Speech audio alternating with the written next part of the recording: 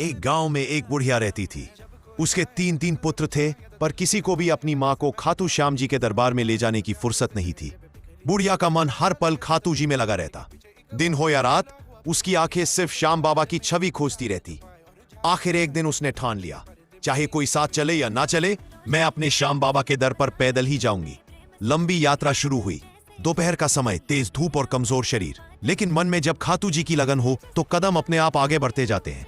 रास्ते में उसे बहुत तेज प्यास लगी। वह चलती चली जा रही थी कि एक छोटी सी झील दिखाई दी। वह वहीं बैठ गई, 2 मुट्ठी पानी पिया और बोली, श्याम बाबा, तब आगे का रास्ता आपकी कृपा से ही कटेगा। और वह फिर चल पड़ी। छोटा सा मंदिर और हनुमान चालीसा की गूंज। कुछ दूरी चलने के बाद एक छोटा सा मंदिर मिला। वहां कुछ भक्त प्रेम से हनुमान चालीसा पढ़ रहे थे।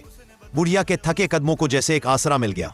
वह वहीं सीढ़ियों पर बैठ गई और मन ही मन बोली, थोड़ी देर यहां विश्राम कर लेती हूं, फिर चल दूंगी अपने श्याम बाबा की। उसकी उम्र हो चुकी थी, शरीर जवाब देने लगा था, पर मन तो श्याम रंग में रंगा हुआ था। उसने फिर से डंडा उठाया और कदम बढ़ा दिए। कुछ दूर चलकर वह थक कर चूर हो गई। आंखों में आंसू आ गए। हे श्याम बाबा, मैं तो बुढ़िया हूं, अब मुझसे आगे नहीं चला जाता। और उसी क्षण खाटू जी की कृपा, एक हल्की हवा चली और उसे ऐसा लगा जैसे कोई उसके कंधे पर हाथ रखकर कह रहा हो, बेटा थोड़ी और हिम्मत कर, तू मेरे दर की ओर आ रही है, मैं सबकी पीड़ा हर लेता हूं, तेरी भी हर लूंगा।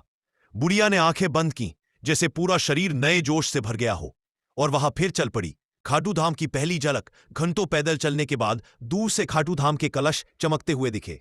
बुढ़िया की आंखों से आंसू बह निकले।